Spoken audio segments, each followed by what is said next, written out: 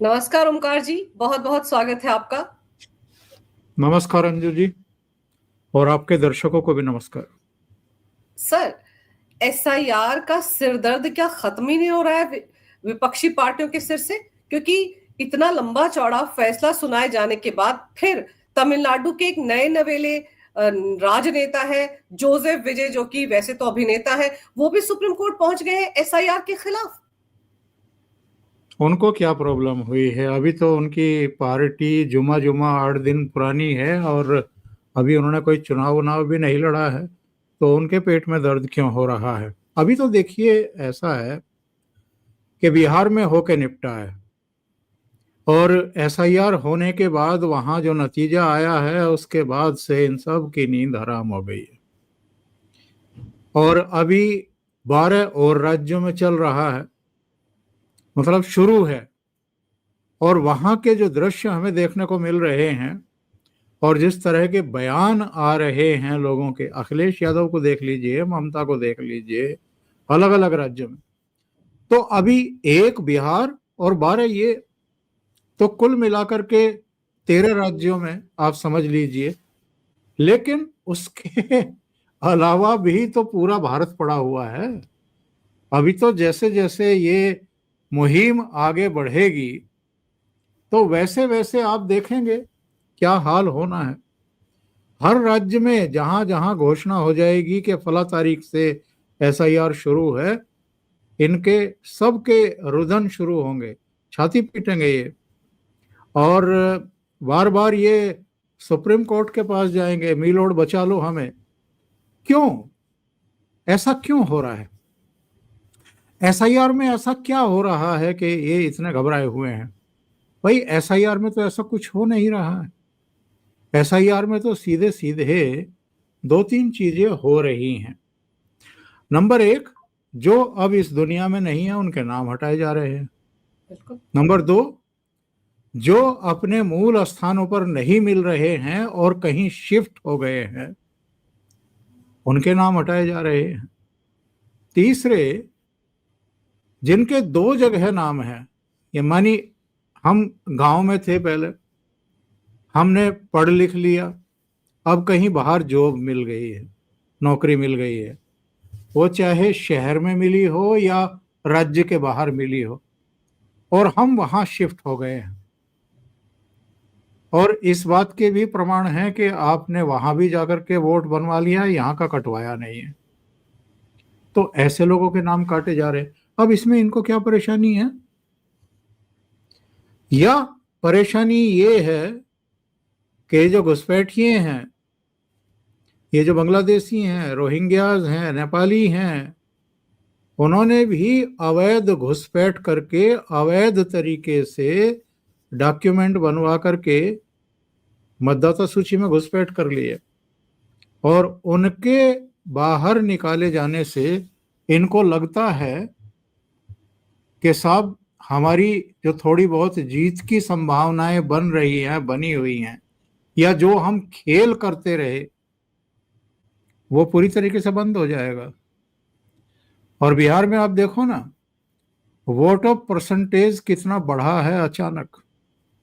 क्योंकि अभी तक तो 69 लाख फेक वोटर थे। फेक मतलब जिनकी मृत्यु हो चुकी, जो दुनिया में नहीं है, या जो राज्य से बाहर हैं, या जिनके दो जगह नाम थे, तो उनको हम फेक ही मानेंगे।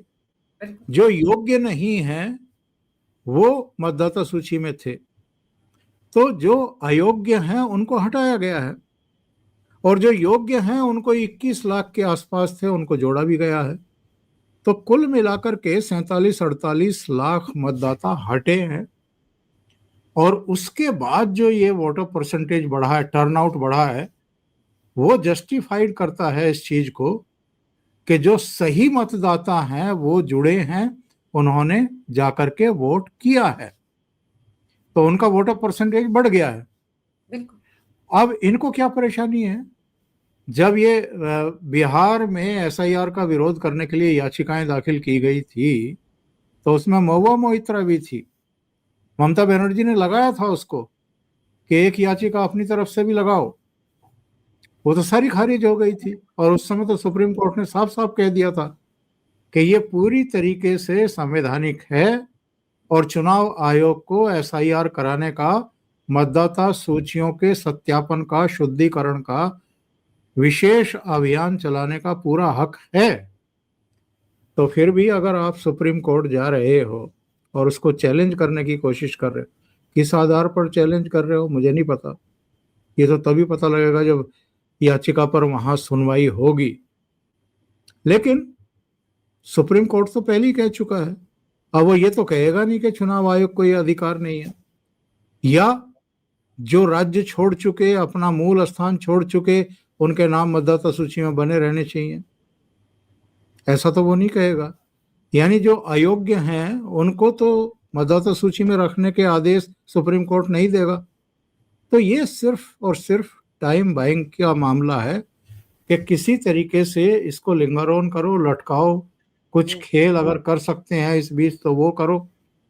इसके अलावा और क्या इनका मकसद हो सकता है?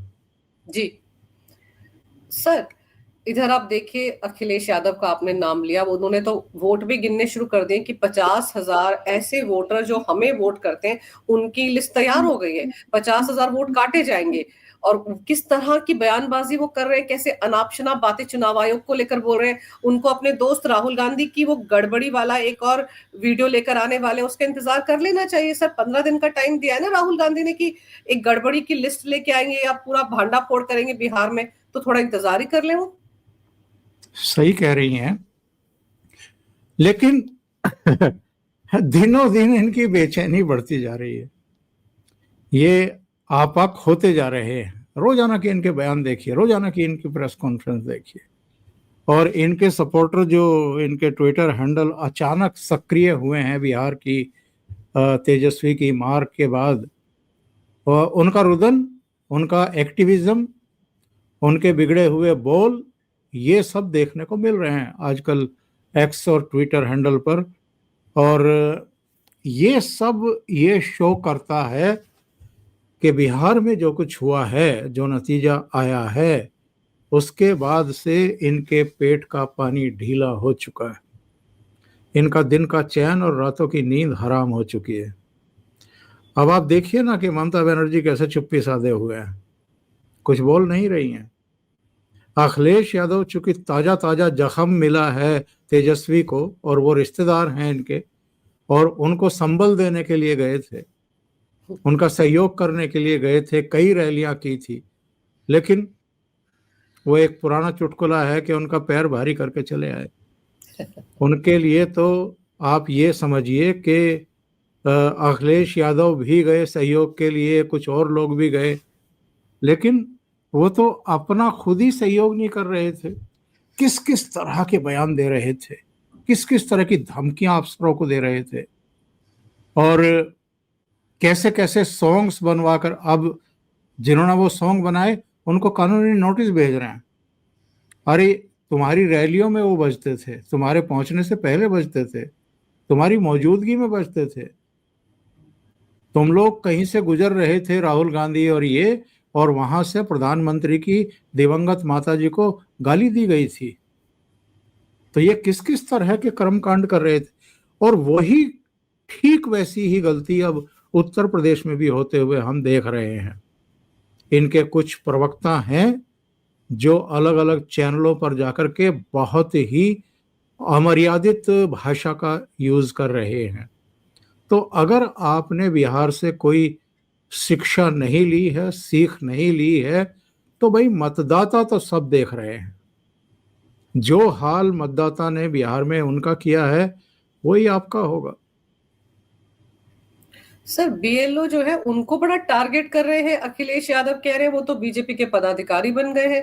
वो तो सर ऐसी कौन सी तकनीक होती है जिससे पता चल जाए कि ये वोटर तो समाजवादी पार्टी का इसलिए इनका नाम काटना है, ये बीजेपी का इसलिए इनका नाम काटना है। इनके अपने पोलिंग एजेंट क्या वो जिम्मेदार नहीं होते? वो अपने काम ठीक से नहीं कर रहे तो उन सबको हटा दीजिए। नहीं नहीं, नाम कैसे कट सकता है? मैं तो यही नहीं समझ पा रहा हूं कि नाम कोई किसी का कैसे काट सकता है।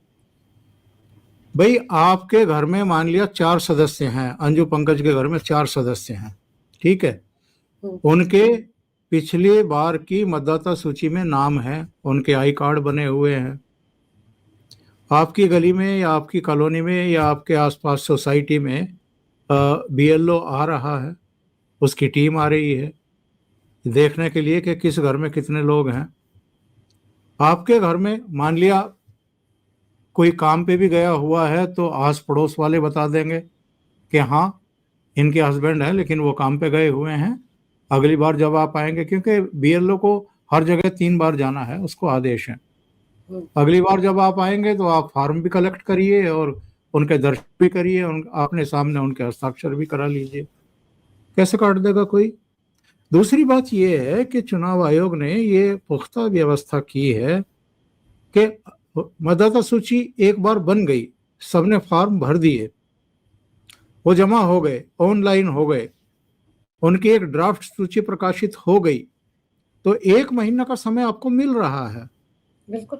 आपका अगर नाम नहीं है तो आप जुड़वा सकते हैं, आपका कट गया है तो भी आप जुड़वा सकते हैं। कोई गलत नाम मतदाता सूची में रह गया है उसको हटवा भी सकते हैं।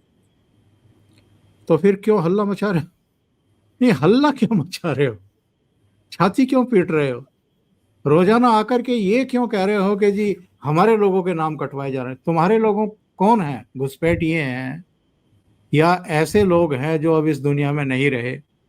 वो एक बड़ा जबरदस्त कार्टून पिछले दिनों मैंने देखा था एक सोशल मीडिया पर। एक आदमी है वो भोंपू लेकर के, लाउड स्पीकर लेकर के वो कब्रिस्तान के बाहर खड़ा है और कह रहा है जो वहां दफन है उन सब से कि आप सबके नाम मतदाता सूची से काट दिए गए हैं। तो भाई क्या आपके मतदाता वो हैं जो कब्रिस्तान पहुंच चुके हैं, या वो हैं जो दूसरे राज्यों में चले गए हैं जॉब के सिलसिले में? तो आप उनके नाम क्यों रखवाना चाहते हो? भाई या तो आप प्रमाण दो कि जो जिंदा हैं, जो वही हैं, दुनिया में हैं इस समय, उनके नाम काटे जा रहे हैं। ऐसे फेक तरीके से आप हवा में कैसे आप इस तरह के आरोप लगा सकते हैं और चुनाव आयोग को बदनाम कर सकते हैं या अधिकारियों को धमका सकते हैं? बिल्कुल सर, आपको याद होगा बिहार में भी जब ये ड्राफ्ट लिस्ट आई थी उसके बीच 2 महीने का गैप दिया गया था, फिर फाइनल लिस्ट आई थी। तो आप सोचिए एक भी शख्स को ये लेकर नहीं आ पाए मंच पे। राहुल गांधी ने जितने भी फर्जी लोगों को खड़ा किया, 1 घंटे के बाद उनकी पोल पट्टी खुल गई। अब तो सोशल मीडिया का जमाना है सर, यहाँ झूठ बोलते यहाँ पकड़ा जाता है। अब ये जो 2 हफ्ते का टाइम राहुल गांधी ने गड़बड़ी के नाम पर लिया है, वो प्रेस कॉन्फ्रेंस में वो जो उनके पार्टी की मीटिंग हुई थी उसके बाद जितनी भाषणबाजी हुई थी उसमें ये तो नहीं कहा गया कि वोट चोरी, लेकिन 2 हफ्ते का टाइम लिया गया है। तो कहीं पर क्या म्यांमार में पीपीटी तैयार हो रहा है? इस बार गड़बड़ी हो सर तुरंत पता चलती, अब तुरंत चुनाव आयोग जाओ, नहीं सुनाई होती आप सुप्रीम कोर्ट पहुंच जाओ। आपको क्या है सर, आप तो लाखों के वकीलों को चुटकियों में हायर कर सकते हो। देखिए बात यह है कि राहुल गांधी हों, अखिलेश यादव हों, ममता बनर्जी हों, ये सब लोग जो एसआईआर का विरोध कर रहे हैं, क्या मतदाता इन पर भरोसा कर रहे हैं? इनकी कही हुई बात को क्या पत्थर की लकीर मान रहे हैं? हाँ, जो इनके बिल्कुल डेड ऑनेस्ट, डेड सपोर्टर हैं, उनकी तो बात छोड़ दीजिए।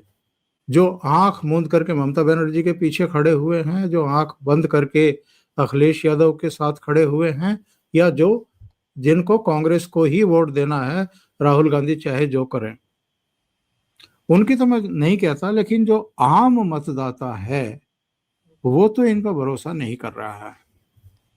वो तो कह रहा है कि जो हो रहा है ठीक ही हो रहा है। गलत आदमी का नाम मतदाता सूची में क्यों होना चाहिए? और कोई सही अगर उसमें छूट गया है तो वो बाहर क्यों रहना चाहिए? इस बात का जवाब देना ये। और बाकी सारी चीजों को हम छोड़ भी दें अंजू जी, तो सुप्रीम कोर्ट ने क्या कहा है जरा उसी को देख लें ये। और सुप्रीम कोर्ट के कहने के बावजूद, व्यवस्था देने के बावजूद, अगर आप फिर भी रो पीट रहे हैं और विरोध कर रहे हैं, इसका मतलब यह है कि आपकी नीयत में खोट है, आप डरे हुए हैं और आपको लगता है कि जितने भी गलत नाम मतदाता सूची में हैं, जिनके जरिए आप खेल करते रहे हैं अभी तक, वो अगर मतदाता सूची में नहीं रहेंगे तो आपकी दुकान का शटर बंद हो जाएगा। इसलिए ये चिल्ला रहे हैं। सर, आपको याद होगा कि लखनऊ नगर निगम को लेकर एक रिपोर्ट आई थी कि उसमें जितने भी लोग सफाई कर्मचारी काम कर रहे हैं वो सब के सब रोहिंग्या हैं, और उसकी जांच पड़ताल का आदेश योगी आदित्यनाथ ने दे दिया था। बल्कि 10 शहर ऐसे हैं उत्तर प्रदेश के जहां पर जो नगर पालिका है उसमें काम करने वाले सारे सफाई कर्मचारी यही लोग हैं। तो इन लोगों को किसने लाकर वहां बसाया, किसके वोट बैंक है, इसका दर्द भी तो सता रहा होगा ना अखिलेश यादव को, इसीलिए इस तरह की बयानबाजी दे रहे हैं और पहले ही वोटर गिन लिए उन्होंने। आपको याद है दिल्ली के विधानसभा चुनाव से ठीक पहले जब कुछ मीडिया के लोग गए थे वहाँ झुग्गी बस्तियों में और दूसरी तमाम जगहों पर, तो उन्होंने अरविंद केजरीवाल का कैसे स्तुतिगान किया था कि जी उन्होंने ही हमें यहाँ बसाया है, हमें बिजली की भी सुविधा दी, हमें पानी की भी व्यवस्था दी, हमें खाने का भी इंतजाम किया। कौन थे वो सब या तो बांग्लादेशी थे या रोहिंग्याज थे। तो ये सब इनके प्रिय पात्र हैं, इन्हीं के जरिए तो खेल करवा रहे थे। अब देखो दिल्ली कैसे जीती बीजेपी ने, और किस तरीके से पुलिस को आदेश दिए गए थे उस समय कि जहां मिल जाए धरपकड़ करो, इनको डिटेंशन सेंटर में भेजो, या इनके खिलाफ मुकदमे कायम करो, इनको जेल भेजो, या इनको जहां के हैं वहां उन देशों की सरहद में फेंक दो, रिपोर्ट करो इनको। तो अब साफ सुथरे इलेक्शन हुए, सड़जी गए। इसी तरीके से बिहार में कई जिलों में जो है बुरा हाल था, वहां भी भागे जब ये आपकी एसआईआर हुई। बंगाल में देख लो ना क्या हो रहा है। बंगाल में ऐसी भगदड़ मची हुई है, गठरियां और दूसरे सामान लेकर के, कोई कंधे पे रखा हुआ है, कोई सिर पे रखे हुए, ऐसे भाग रहे हैं जैसे उनके पीछे भूत प्रेत पड़ गए हों। उनको लगता है कि बस किसी तरह जान बचा करके अपने देश में घुस जाओ, एक बार तो जान बचेगी, लाखों पाएंगे। तो यहाँ पर कितने कैसे कैसे लोगों को, जमूरों को बैठाया हुआ था चुनाव जीतने के लिए और बड़े खेल करने के लिए, क्योंकि 2-2, 4-4, 6-6, 10-10 हजार मतों का अंतर भी बहुत बड़ा अंतर कर देता है जीत हार में। तो वही खेल वहां बंगाल में भी हो रहा था। अब बंगाल में धमकियां तो बहुत दी ममता बनर्जी ने, जान दे दूंगी, एक भी नहीं कट गया। बात कर रही थी कि अगर एनआरसी लागू हो गया, अगर ये सब हो गया तो गृह युद्ध हो जाएगा। पता नहीं किसको भड़का रही थी सर ये सब कहकर। नहीं, डरा किसको रही है कि गृह युद्ध हो जाएगा। मैं बार बार कह रहा हूं अपने प्रोग्राम में कि ममता बनर्जी में इतनी हिम्मत नहीं है कि वो लकीर क्रॉस करे, यानी अपनी सीमा पार करे। उन्हें बहुत अच्छे तरीके से पता है कि केंद्र सरकार इस बार बैठी है इरादा करके। आपने जैसे ही एसआईआर करने वाली टीम के काम में बाधा डाली, आपने जैसे ही संवैधानिक संकट खड़ा किया, इस बार वो कुर्सी पर नहीं रहेंगी, राष्ट्रपति शासन इम्पोज हो जाएगा। और ये ममता बनर्जी बिल्कुल नहीं चाहेंगे। ममता चाहती है कि विरोध भी कर लो, बयानबाजी भी कर लो, लेकिन लिमिट क्रॉस मत करो, ताकि कम से कम सत्ता अपने हाथ में रहे। प्रशासन और शासन और पुलिस और उनका पूरा कैडर जो पुलिस के जरिए, पुलिस के साथ मिलकर के वहां पर खेल करता रहा है, उसके लिए गुंजाइश बनी रहे। अगर कुर्सी चली गई, अगर पावर चली गई, शासन प्रशासन और पुलिस चले गए, तो क्या कर लेंगी ममता बनर्जी और क्या कर लेंगे उनके कार्यकर्ता। फिर तो वहां तटस्थ, पारदर्शी और स्वतंत्र तरीके से चुनाव होंगे और सारी बदमाशी धरी रह जाएगी। सीधे मोटा भाई यानी अमित शाह जो हैं वो ऊपर से डंडा फटकारेंगे और सब सीधे हो जाएंगे। तो वो नहीं चाहेंगे कि उनकी सरकार जाए, इसलिए हल्ला तो खूब मचेगा, लेकिन ऐसा वो कोई काम करने वाली नहीं है कि उन पर ये आरोप लगे कि वो संवैधानिक संकट बन गई हैं।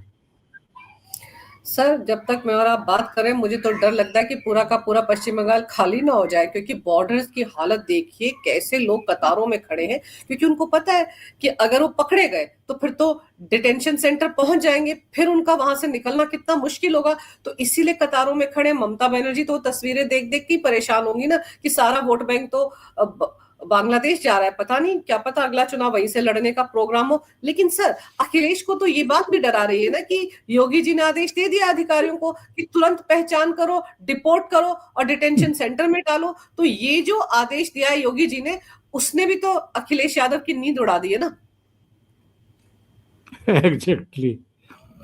डिटेंशन सेंटर बड़े पैमाने पर बनाने के योगी जी के आदेश, इसका मतलब योगी जी के पास खुफिया रिपोर्ट्स आ गई हैं अलग अलग जगहों से कि कहाँ कितने रह रहे हैं, पहचान कर ली है, उनके घर देख लिए गए हैं, या झोपड़पट्टी जहाँ भी वो रह रहे हैं वो सब पता है उनको। योगी जी बहुत सिस्टमेटिक तरीके से काम करते हैं। बुलडोजर भी तभी चलता है जब सारी सरकारी और कानूनी औपचारिकताएं पूरी हो जाती हैं। आज बरेली में गरज रहा है तौकीर रजा के एक करीबी का महल नुमा पूरा जो है घर वो ध्वस्त करके रख दिया। तो उधर आप बिहार में देखो, समस्तीपुर से लेकर के भागलपुर तक और कई शहरों में इस समय बुलडोजर गरज रहे हैं। जैसे ही सम्राट चौधरी गृह मंत्री बने, पुलिस प्रशासन उनके हाथ में आया, वैसे ही बिहार में भी बुलडोजर बाबा जो हैं वो तैयार हो गए हैं। मध्य प्रदेश की मैंने देखी थी ये खबर, मध्य प्रदेश में भी बुलडोजर चल रहे हैं। हर जगह तो बुलडोजर गरज रहे हैं, बरस रहे हैं।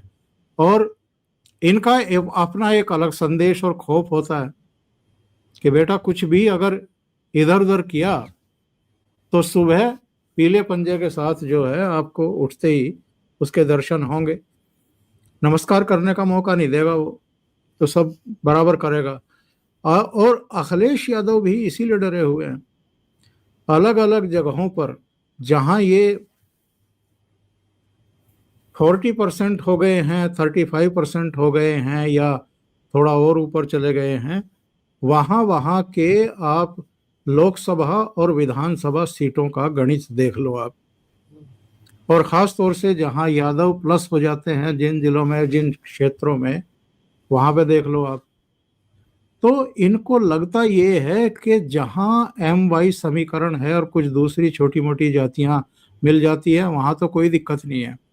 लेकिन ऐसी बहुत सारी सीटें जहां पर यादव उतने नहीं हैं, मुसलमान हैं, तो वहां पर तो फिर यही खेल होता है ना जो ममता बनर्जी पश्चिम बंगाल के अलग अलग जिलों में और कॉन्स्टिट्यूंसी में करती रही हैं घुसपैठियों के जरिए। तो वही अखिलेश यादव उत्तर प्रदेश में करते रहे हैं। इसलिए सबसे ज्यादा वोकल जो है वो, सबसे ज्यादा रुदन उत्तर प्रदेश और बंगाल से ही सुनाई पड़ रहा है। बिल्कुल सही कह रहे हैं आप सर। डर इन्हीं को सता रहा है कि इनका वोट बैंक जा रहा है। और अगर डिटेनमेंट सेंटर बनाने का आदेश दे दिया है, डिटेंशन सेंटर बनाने का आदेश दे दिया है योगी आदित्यनाथ ने, तो फिर तो सर बहुत जल्द इस बार हिसाब होगा ना। इस बार तो ऐसा भी नहीं कि आज बनेंगे 6 महीने बाद रिपोर्ट किया जाएगा। अभी तो आनन फानन में सब कुछ हो रहा है। लेकिन इस बीच जो ये जोसेफ विजय हैं जो ये सुप्रीम कोर्ट पहुंचे, सर ये देखना दिलचस्प होगा कि सुप्रीम कोर्ट में इनकी याचिका को एंटरटेन किया जाता है या नहीं, या खारिज की जाती है। क्योंकि सुप्रीम कोर्ट इतनी लंबी चौड़ी सुनवाई कर चुका है इस मामले पर, अब कोई और आधार सुनने के मूड में मुझे नहीं लगता कि सुप्रीम कोर्ट होगा। लेकिन चलिए देखते हैं ऊंट किस करवट बैठता है। लेकिन सर आपने समय निकाला, बहुत ही अहम विषय पर बड़े ही विस्तार से जानकारी मेरे दर्शकों को दी। आपका बहुत बहुत धन्यवाद। नमस्कार। भारत माता की जय हो। वंदे मातरम। जय श्री राम। वंदे मातरम।